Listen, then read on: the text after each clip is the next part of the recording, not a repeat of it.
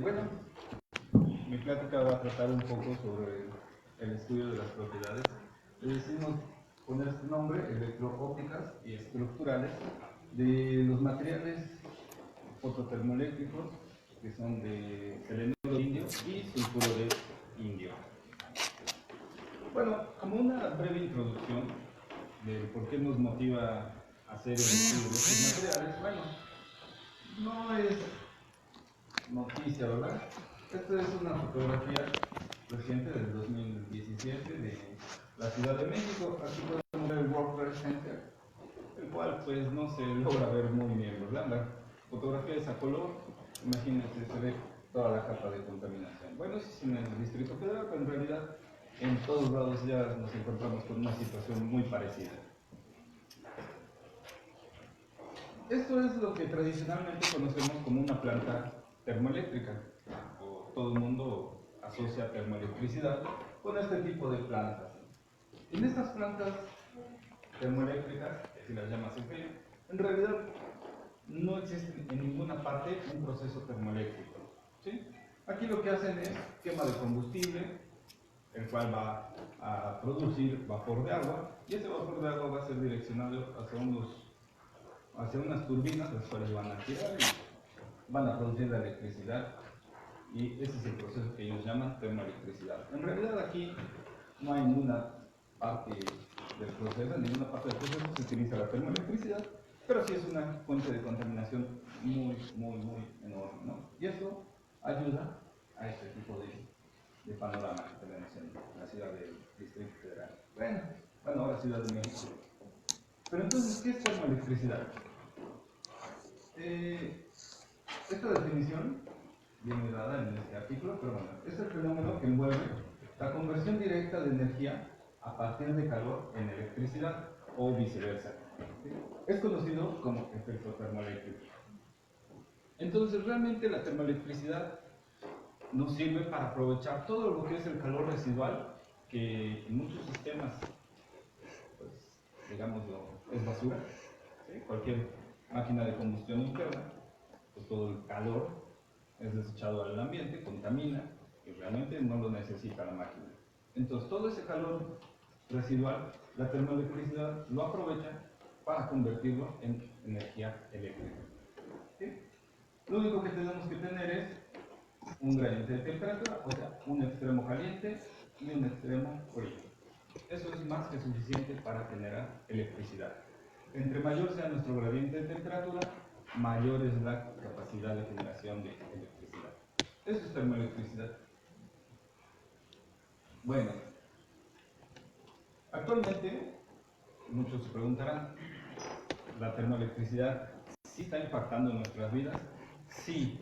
En un futuro no lejano, yo espero que sea mayor el número de impacto, pero bueno, pongo en esta fotografía este vehículo que es BMW.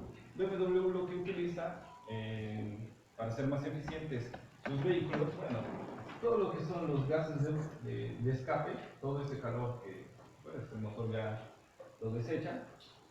BMW utiliza aquí unas células termoeléctricas, las cuales convierten todo ese calor en energía eléctrica. Al convertirlo en energía eléctrica va cargando su batería y obviamente utiliza mucho menos tiempo el alternador, lo que produce menos carga para el motor y hace más eficiente el motor.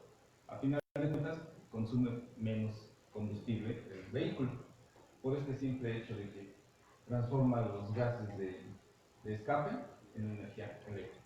Y a fin de cuentas ayudan también a la contaminación porque el gas que sale ya sale a menor temperatura.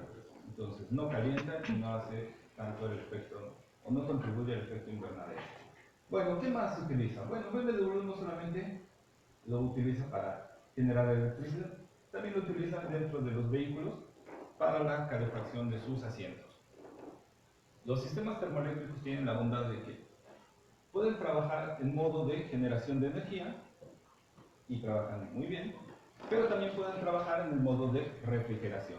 Es decir, si nosotros hacemos incidir una corriente a través de ellos, una cara va a calentar y una cara va a enfriar. Entonces, dependiendo de sin modificar nada, ustedes pueden calentar, bueno, que es lo que utiliza BMW, calientan el asiento del conductor, bueno, de los pasajeros, o los enfrían, nada más utilizando sistemas termoeléctricos.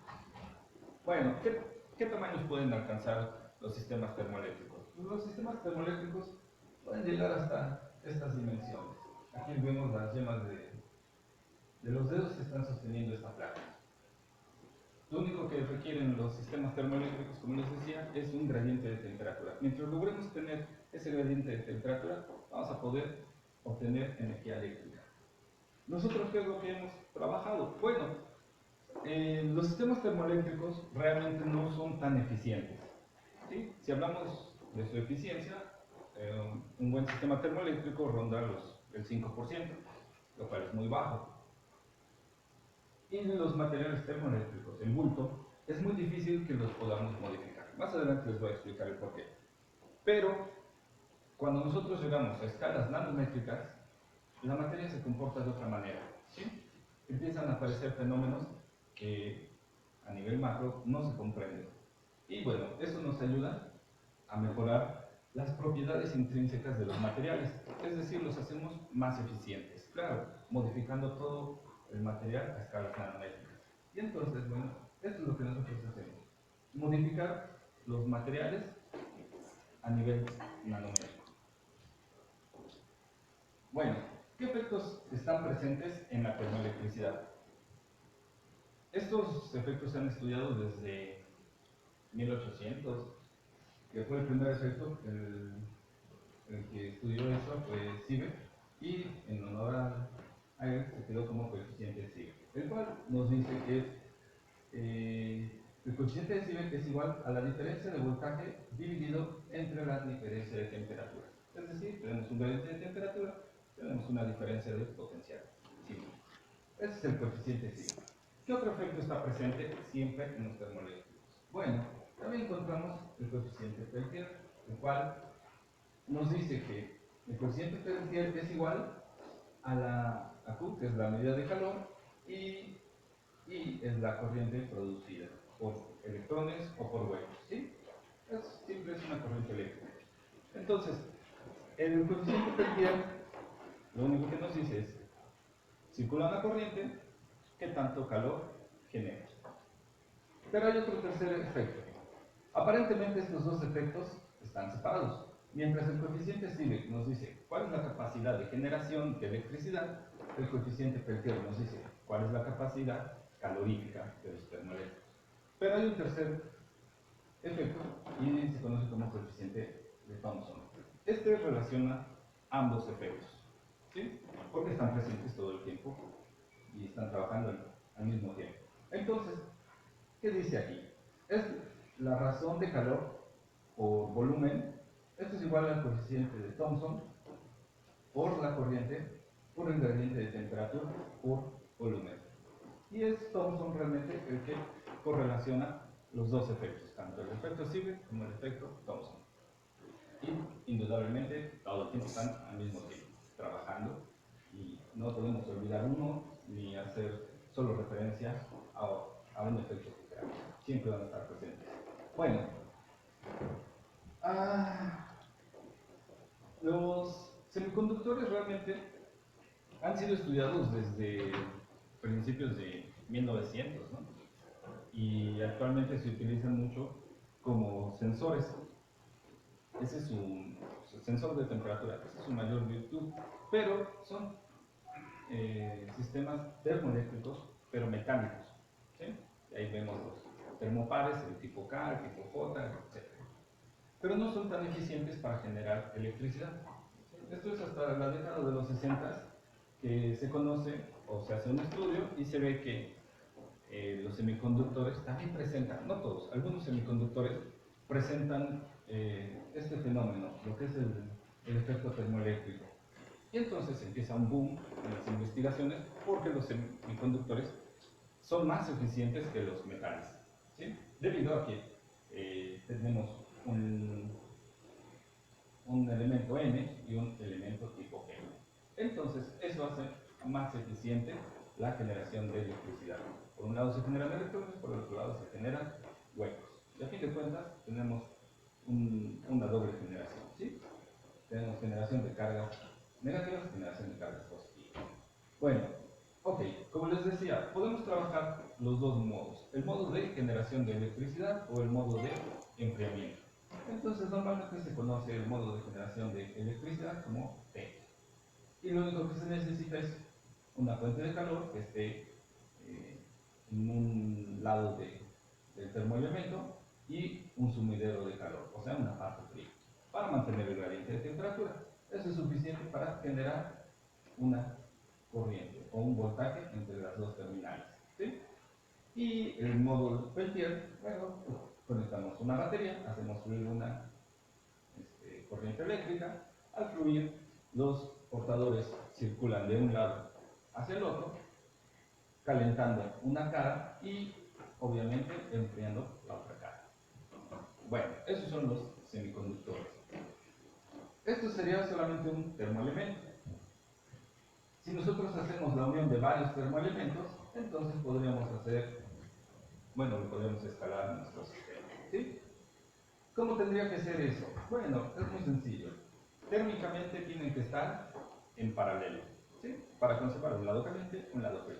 Pero eléctricamente deben de estar en serie, ¿sí? Para que se vayan sumando todos los voltajes. Me preguntarán, ¿cuánto es la corriente o el voltaje que pueden generar estos termoelementos? Bueno, en laboratorio nosotros hemos medido un par termoeléctrico de dimensiones cada lado de 5 milímetros. Realmente es muy pequeño.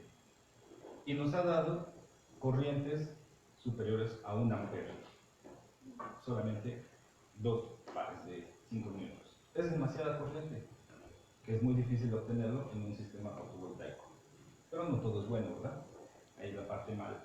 La parte mala es que la generación de voltaje es de apenas unos microvolts.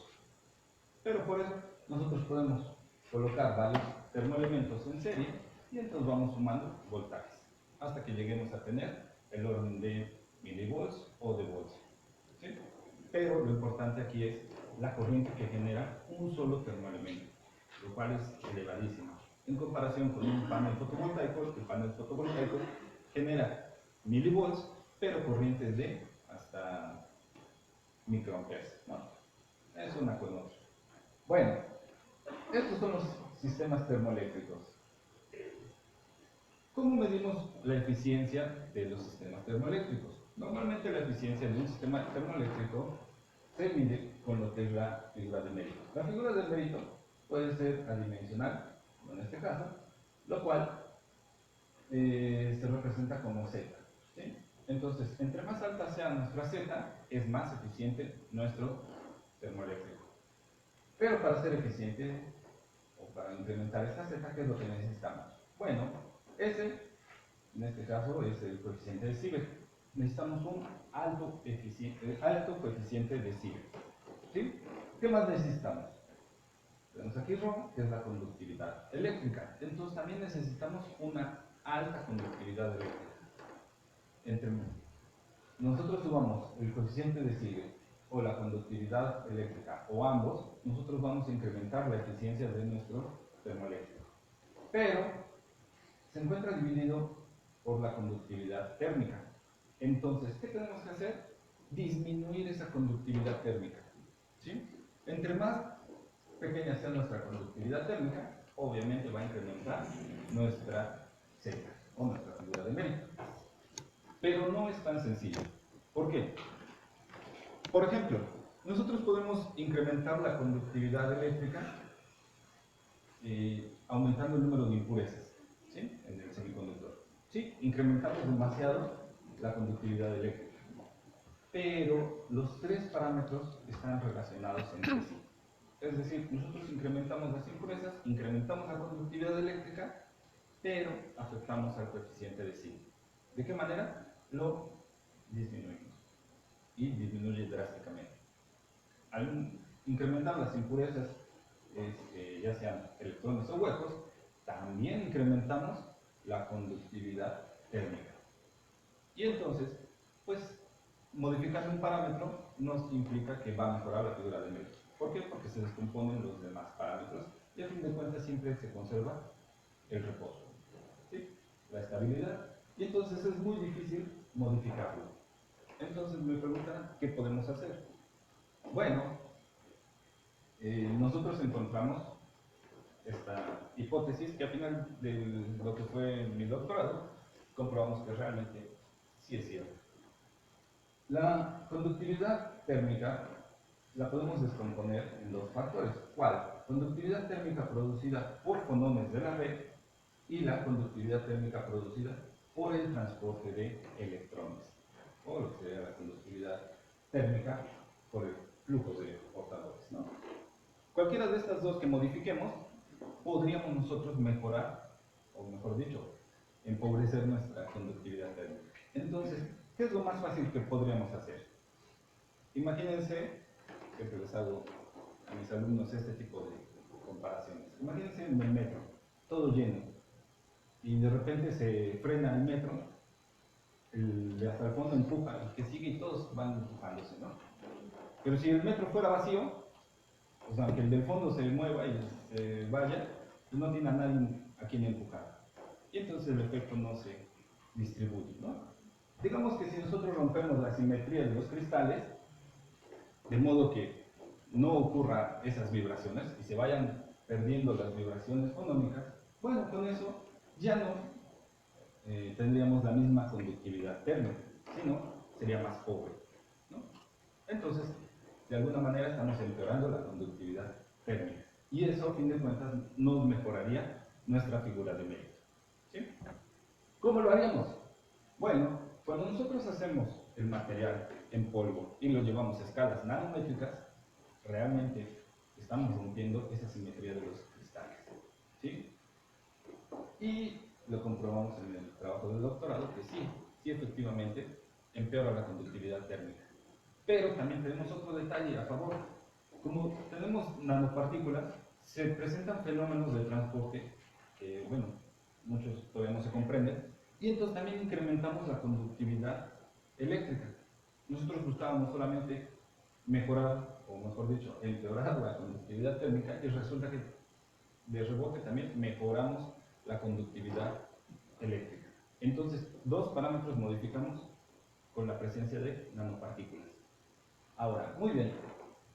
¿Qué materiales vamos a utilizar? Bueno, nosotros vamos a utilizar lo que es el selenuro de indio y el sulfuro de indio.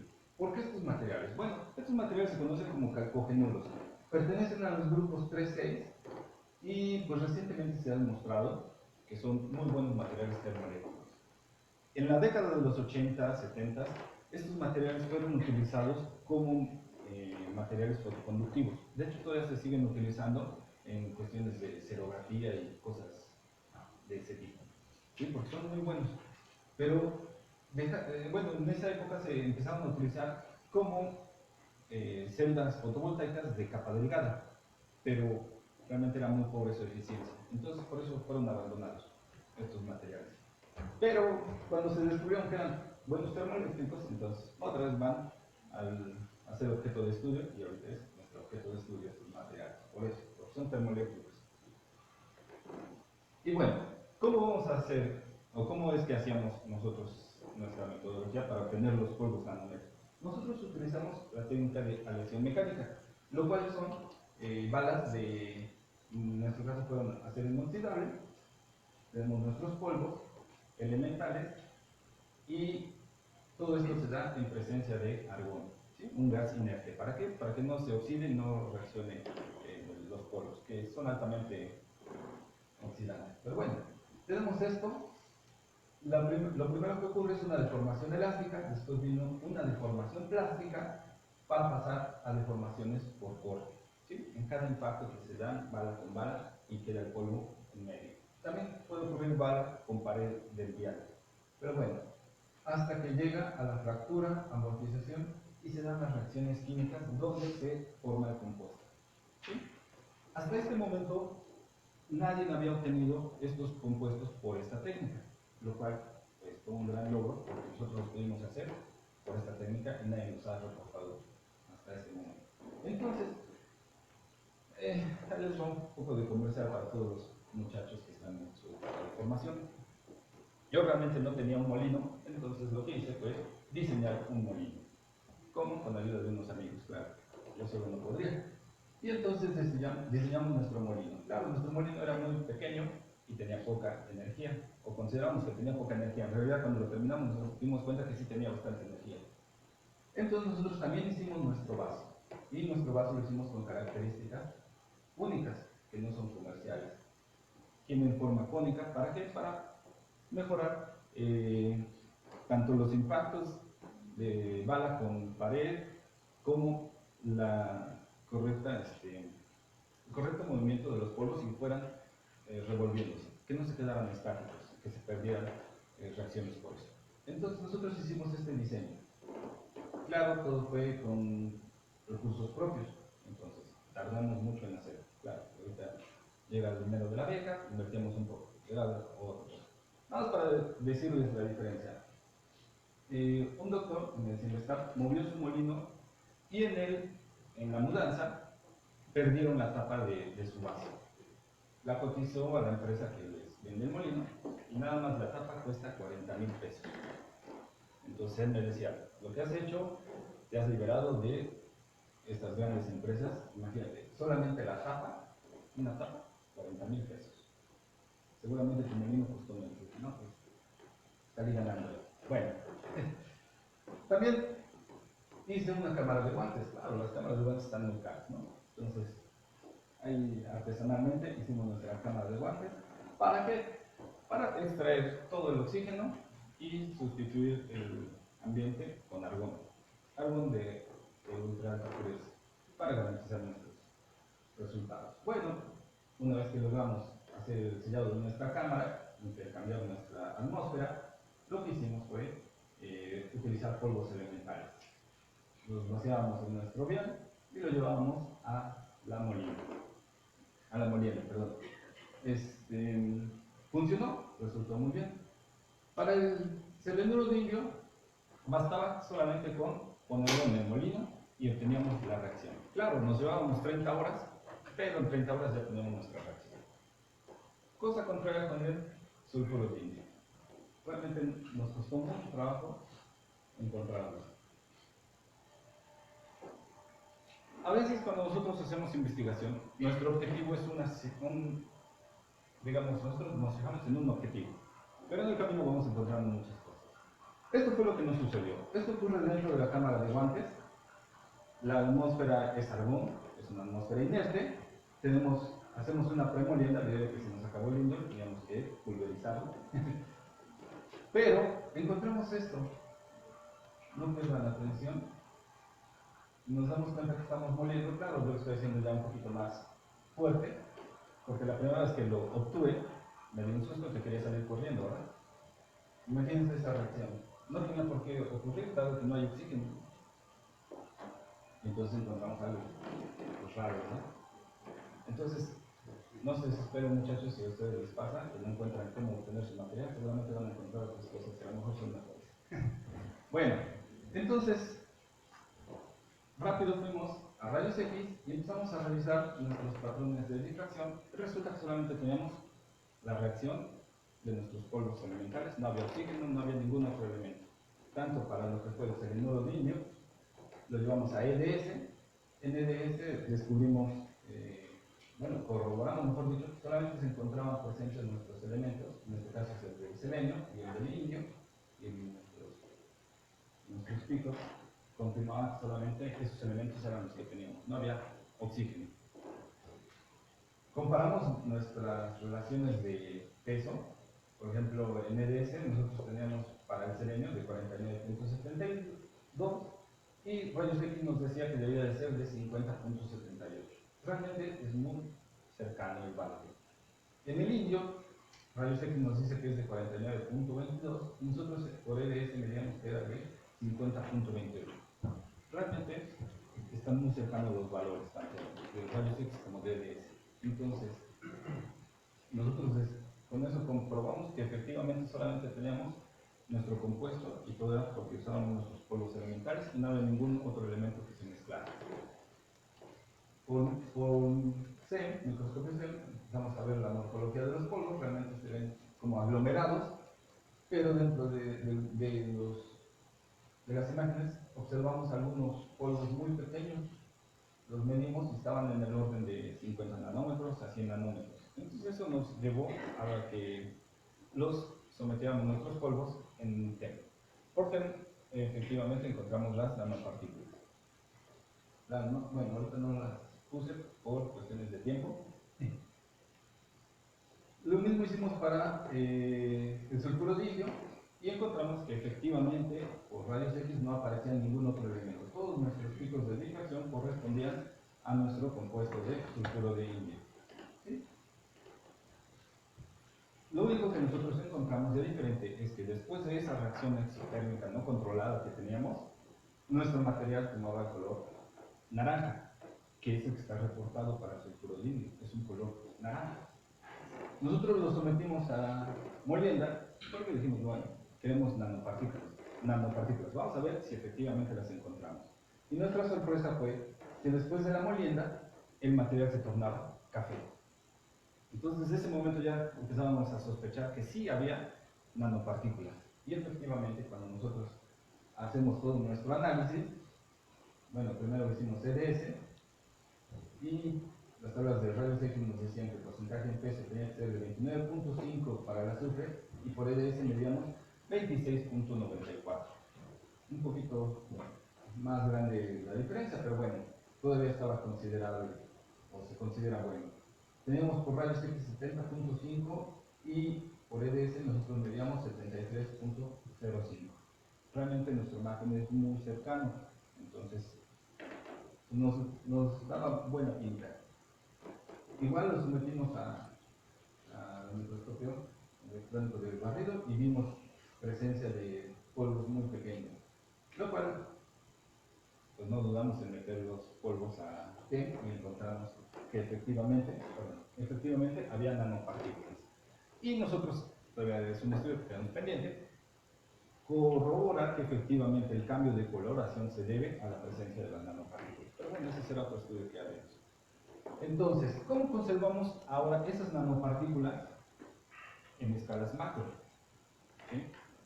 Lo que nosotros hicimos fue utilizar esta técnica, sintetizado por Spark Plasma Synthesis, o SPS, así se conoce. En la Universidad de Clemson ellos son especialistas en los sistemas termoeléctricos y ellos utilizan esto. Este monstruo, este SPS, está en el CITEC, en el Politécnico Nacional, allá en la Ciudad de México, y nos dieron permiso de hacer nuestras pastillas acá. Obviamente ellos no trabajan esto, entonces tuve que hacer nuestra matriz de grafito, toda la infraestructura. ¿Para qué? Para poder hacer una pastilla de nuestros polvos. ¿En qué consiste la técnica? La técnica es muy sencilla. Nosotros vaciamos dentro de esta matriz de grafito, ponemos nuestros punzones, vaciamos nuestro polvo y todas nuestras nanopartículas se comprimen a una presión constante. Una vez que está la presión constante, se les hace circular una corriente muy alta la corriente. ¿Para qué? Para que con el paso de la corriente se genere un plasma, ¿sí? Y entonces se peguen todas las partículas y así es como hacemos la pastilla sólida. Pero, ¿cuál es la ventaja de esto? Bueno, que no funde el material, sino que al momento de que pasa la corriente por las nanopartículas o los polvos elementales, los polvos que tenemos, cuando se junta polvo con polvo, hay espacios que realmente no se cubren, entonces quedan, como decirlo, pues digamos aire o algo así, ¿no? Queda un espacio entre partícula y partícula. Entonces, la corriente fluye nada más donde se encuentra el contacto entre polvo y polvo. Ahí lo que ocurre, bueno, es el calentamiento de Joule y muchos otros tipos de calentamiento, y ahí se funden las partículas, pero no se descomponen esas partículas. Que sí ocurre, por ejemplo, cuando se hace la fundición, ¿no? Se funde el material, se destruyen todas las nanopartículas y se queda el material en neutro. Todo lo que son las propiedades de las nanopartículas se pierden. Por esta técnica no. Por esta técnica se conservan las nanopartículas y finalmente se obtienen las pastillas, ¿no? Esta es nuestra pastilla de selenuro de litio y esta es nuestra pastilla de sulfuro de litio. como siempre ponemos nuestra referencia en la moneda, que todo el mundo conoce la moneda, para que sepan o vean más o menos el tamaño de nuestras pastillas. Bueno, nosotros lo llevamos a la Universidad de Clemson para caracterizarlo térmicamente. Encontramos que nuestra densidad de nuestras pastillas para hablar de selenuro de indio era del 99.29%, lo cual es muy bueno, y para el sulfuro de indio era del 99.10%. Es bueno también, pero bueno, nosotros teníamos algunos reportes, pocos reportes sobre el selenuro de indio, pero sobre el sulfuro de indio no teníamos hasta ese momento ningún reporte. Entonces, realmente estábamos a ciegas.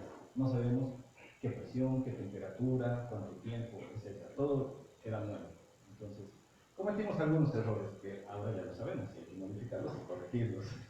Pero bueno, hicimos nuestra caracterización, difusión térmica, nuestro coeficiente de Stevens y nuestra resistividad térmica. Nosotros encontramos que efectivamente la resistividad térmica nosotros la logramos empeorar. ¿Sí? Nuestra difusividad térmica, bueno, ok. Nosotros mejoramos lo que fue nuestra conductividad eléctrica y la conductividad térmica la logramos disminuir. Solamente que en esa época que nosotros estuvimos en Clemson, eran vacaciones, y se descompuso un equipo. Entonces no pudimos hacer nuestro trabajo completo. Él se quedó pendiente. Pero bueno, ya no pude obtener bien la figura de mérito debido a que no pudimos calcular efectivamente el coeficiente de Sigo. Nos daban unas mediciones raras y decidimos que lo vamos a repetir el trabajo.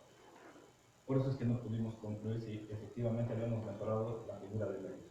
Pero nosotros habíamos visto que la conductividad térmica sí se empeoró, lo que queríamos.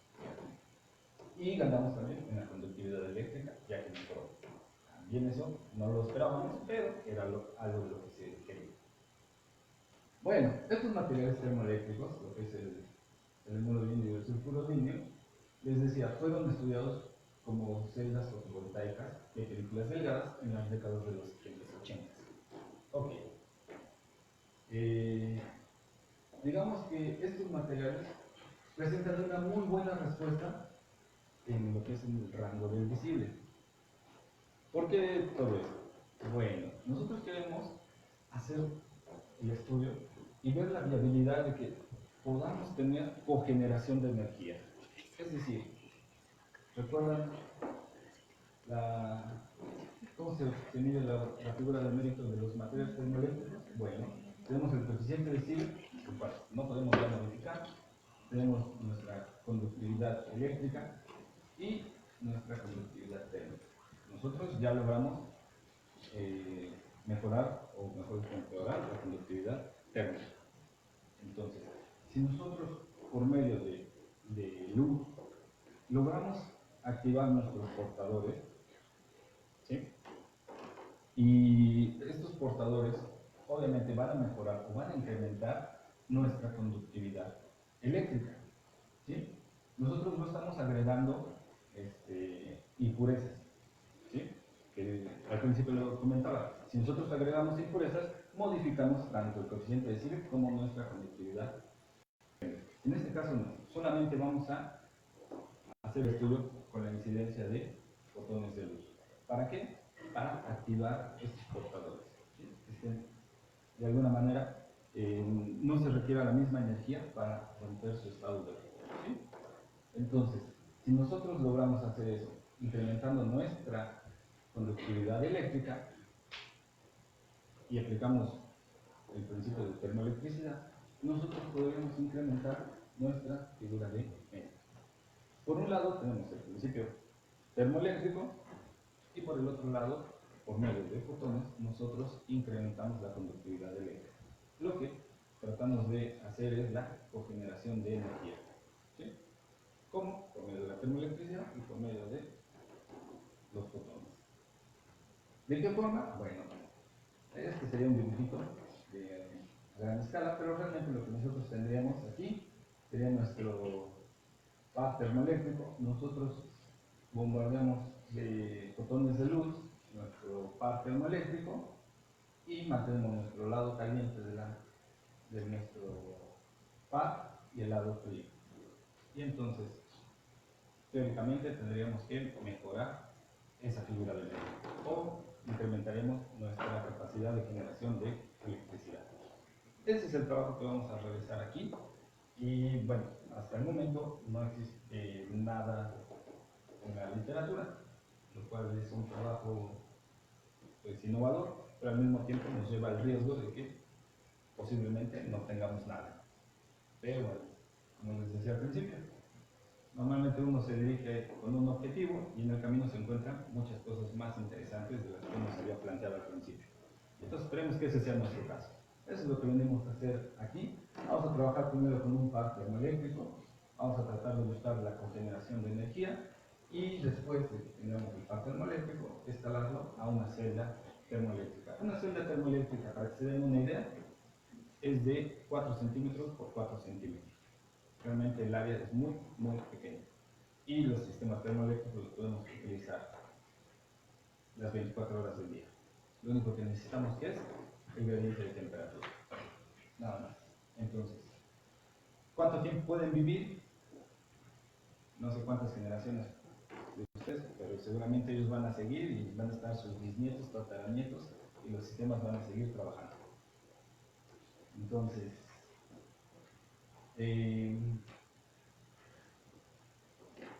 nuestra investigación se basa en estos materiales termoeléctricos y que son fotosensibles, lo cual ya nos da una orientación de que sí es viable el proyecto. Se estudia la posibilidad de obtener la cogeneración de energía utilizando el principio termoeléctrico y el principio fotoeléctrico, con el fin de incrementar la eficiencia de conversión de energía. Y bueno, eso sería todo. Muchas gracias por su atención.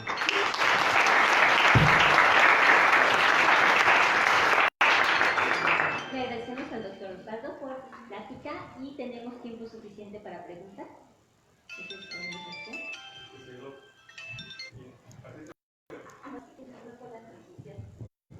En el troquel donde induce electricidad para la pastilla, para reducir los poros, ¿solamente reacciona para el litio o puede ser para cualquier otro material? Lo que es el sinterizado, ¿verdad? Ajá. Esa parte. Realmente no es exclusivo de materiales termoeléctricos. Esta técnica, por ejemplo, aquí en el centro del Politécnico, ellos lo que intentaban hacer era pastillas cerámicas para balatas de carros. Entonces, realmente esta técnica se utiliza para muchas cosas, no solamente es para materiales termoeléctricos o temas de electrónica. Realmente esto sirve para muchas cosas, para cerámicos, para todo.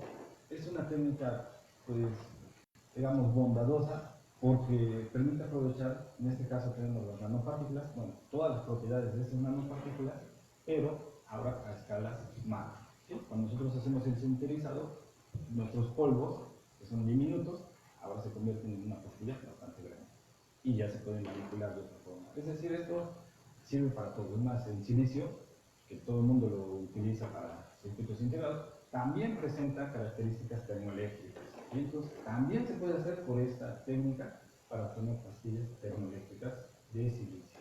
Y no es una oleada de silicio. Sí, sirve para muchas cosas. Hola, bueno, es que yo me quedé pensando en lo que habías dicho al principio de que, o sea, hiciste una comparación y dices que esta tecnología es mucho más, que produce mucho más corriente que los paneles solares comunes. Pero, y luego hiciste una comparación entre voltajes y corrientes, pero al final creo que lo que más importa es la potencia, porque pues si tienes un voltaje muy pequeño o que tengas una corriente gigantesca, pues sigues teniendo una potencia muy baja, ¿no? Y podría ser equiparable.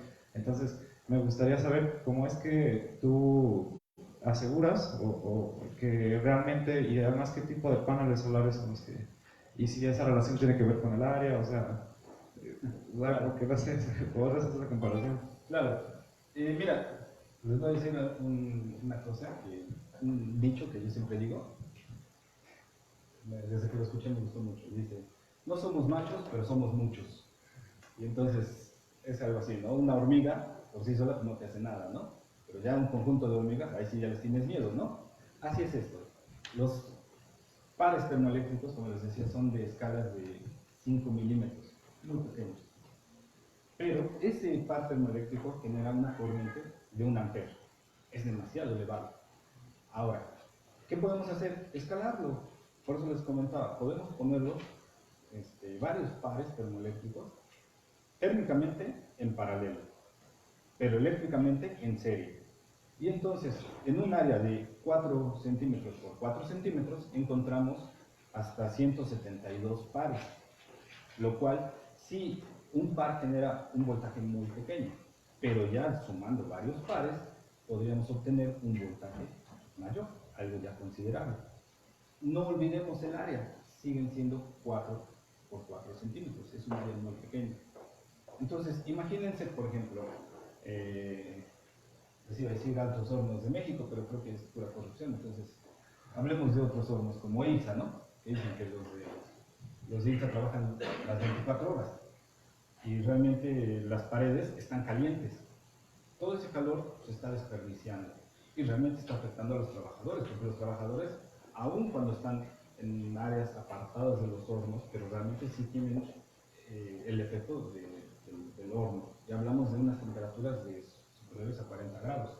Entonces, si nosotros utilizáramos estos pequeños módulos termoeléctricos y los pusiéramos en la pared, automáticamente estaríamos generando electricidad de esa pared. ¿Cuánto? Imagínense, ¿cuántos podríamos poner en una pared si el módulo es de 4 centímetros por 4 centímetros? Y entonces eso ya se considera en un voltaje muy grande, ¿no?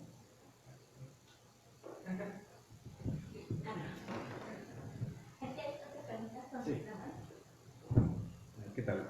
Dos preguntas. La primera es un poco con respecto a lo que acabas de comentar. Lo importante es el gradiente de temperatura, Sí. realmente no tanto la temperatura en las caras. Entonces, en ese sentido, si nos pudieras dar alguna numerología de más o menos qué tipo de gradientes son los que funcionan mejor y demás. Y la segunda pregunta, comentario, es en esto que presentaste al final, la idea de con luz excitar portadores. Bueno, las pastillas son opacas. Entonces, ¿cuál sería la idea o la propuesta para que la luz realmente pueda irradiar la mayoría del material y no solo superficie? Ok. La primera pregunta ya se me olvidó. Más o menos magnitudes del gradiente. Ah, sí. Ok. Por ejemplo, en el laboratorio nosotros trabajamos con sulfuro, no,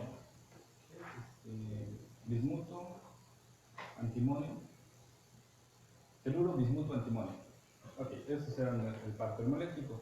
Y ese par termoeléctrico generaba corrientes muy altas. ¿Cuál era su gradiente de temperatura? Hablamos que desde unos 30 grados de diferencia ya se empieza a obtener una generación eléctrica considerable.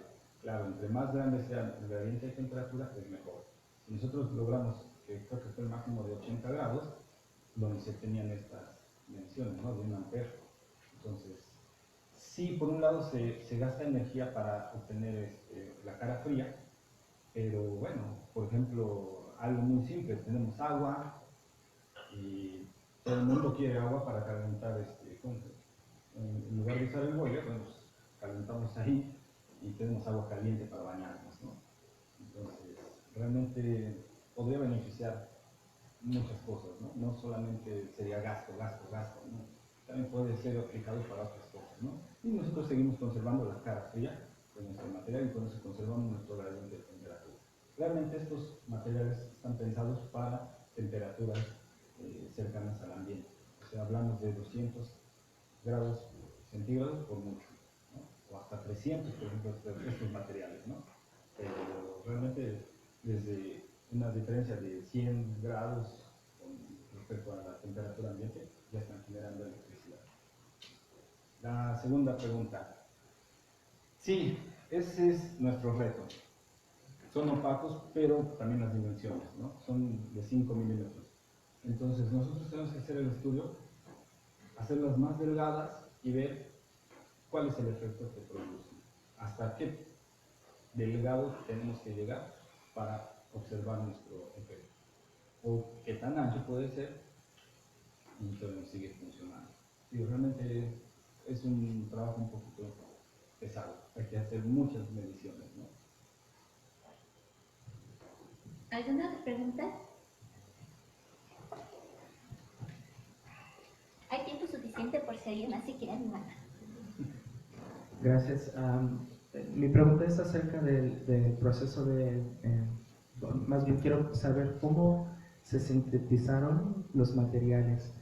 Y me llamó la atención el color de los materiales. De hecho, iba a preguntar si la pastilla que estamos viendo ahorita viene del mismo material. ¿Esta pastilla? Sí. ¿Sí? Es nuestro material. De hecho, ahorita regreso. No es cierto.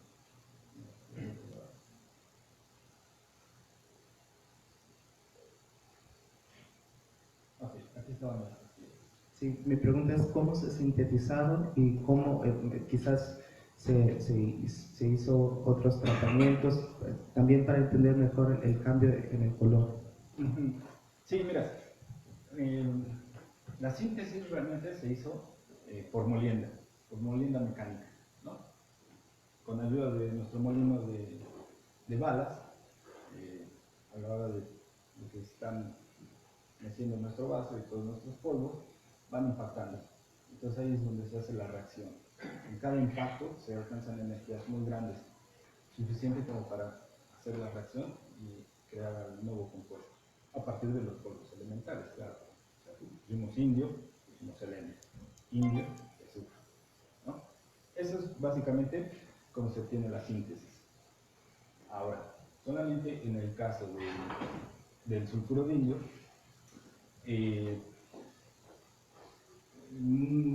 en nuestro caso nos acabó el indio en polvo. Entonces, lo más barato que teníamos era indio en forma de perla, de 5 milímetros de diámetro.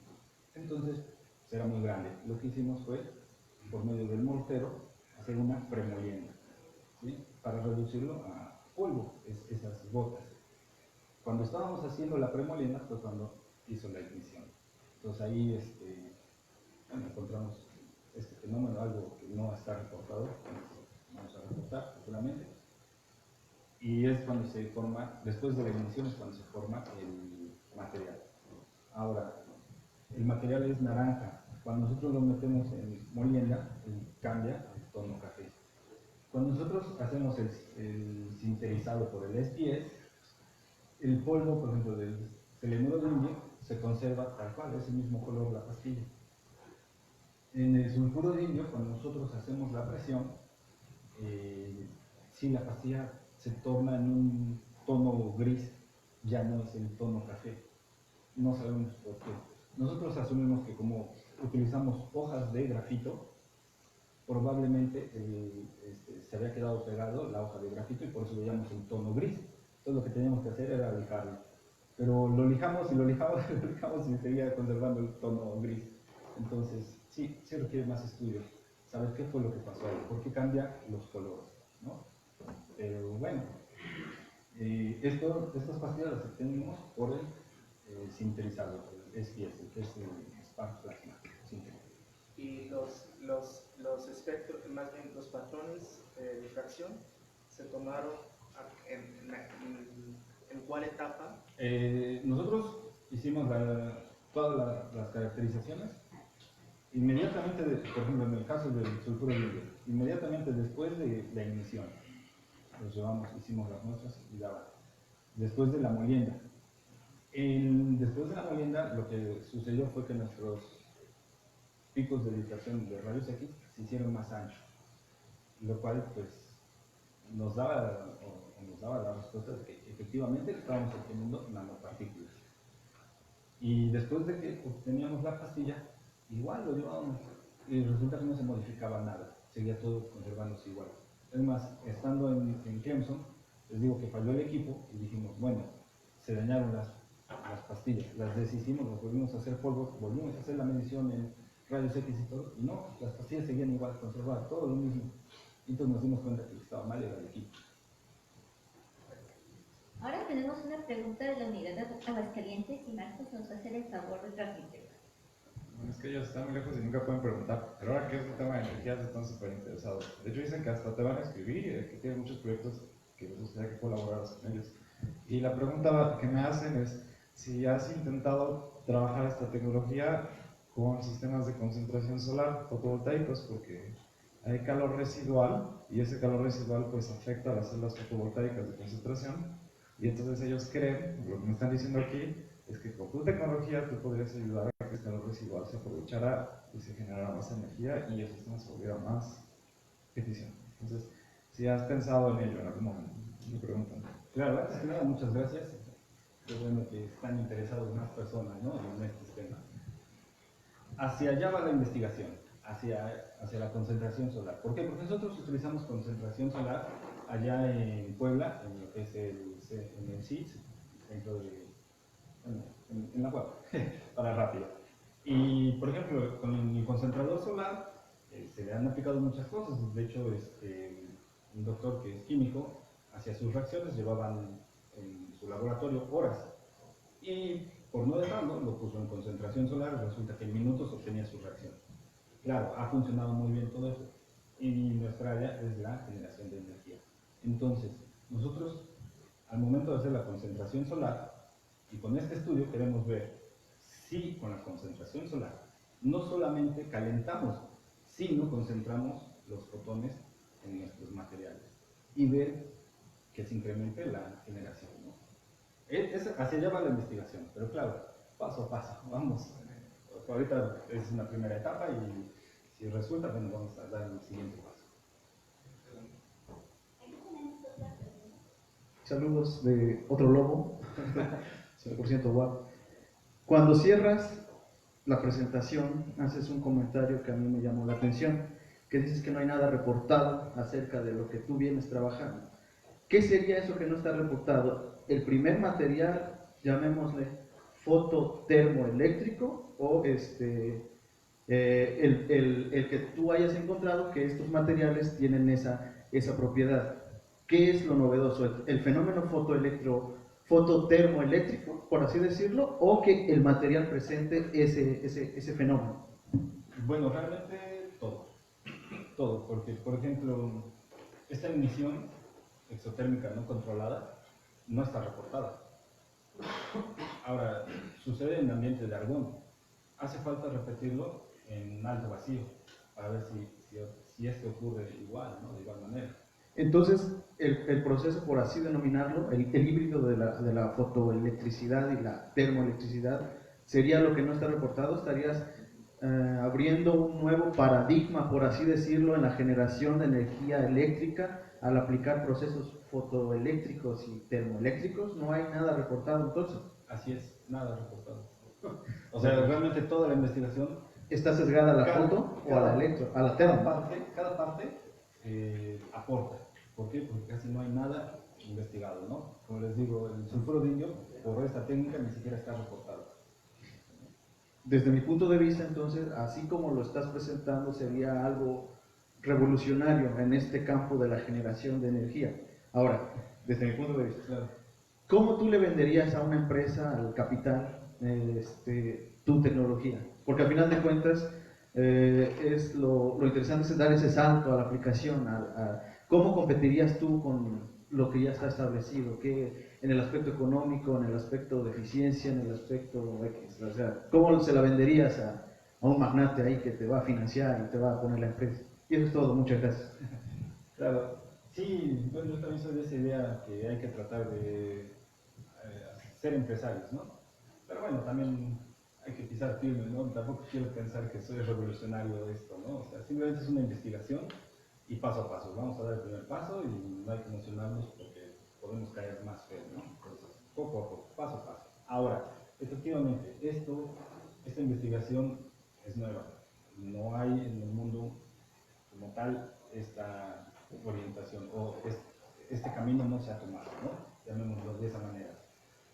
Mi intención no es tanto venderlo. Mi intención más que nada es que en México se desarrolle esta tecnología que está muy olvidada. En el resto del mundo sí está explorada. Simplemente la Universidad de Clemson tiene convenios con la NASA. Casi toda la investigación que hace la Universidad de Clemson va directamente a la NASA. Y la NASA necesita algo, va a la Universidad de Clemson y se lo pide. ¿Por qué no ser nosotros también alguien que se ha tomado en cuenta, ¿no? Como les digo, esta emisión Si lo hacemos en el espacio, puede servir como propulsor de un satélite. No requiere oxígeno. Problema que allá arriba ocurre para trasladar el oxígeno. Sencillo. Los sistemas termoeléctricos, allá arriba hay mucha radiación, no hay una atmósfera que los proteja, entonces la cantidad de calor que pega con el sol es impresionante. Entonces generan su electricidad. Pero al mismo tiempo tienen que generar su refrigeración. Entonces los sistemas termoeléctricos les sirven muy bien allá arriba en el espacio para, digamos, o sea, estamos a qué temperaturas, ¿no? Entonces les sirve para calefacción de los astronautas. Realmente todo esto a lo mejor va más pensado hacia el espacio, pero ¿por qué no bajarlo aquí a la Tierra y hacerlo útil para todos, ¿no? Hablemos de regiones pobres, como por ejemplo allá en Puebla está la Sierra Negra, no hay electricidad y los cables CFE pasan a kilómetros de las comunidades, entonces tienes un sistema que se alimenta de temperatura y allá hay mucho sol, entonces podríamos utilizar estos dos principios para llevar esa energía eléctrica a esas comunidades. Y como ventaja también tendríamos la calefacción, es decir, simplemente calientan simplemente cualquier cosa, agua, lo que sea, que necesiten, lo calientan con el termoelectricidad. Hacia allá es mi intención, no tanto a venderlo. ¿Por qué? Porque venderlo es competir con monstruos muy grandes y creo que nuestra intención es más de investigación y no tanto competir con esos monstruos grandes, ¿no? Le agradecemos al doctor Osvaldo por todas las preguntas y las respuestas.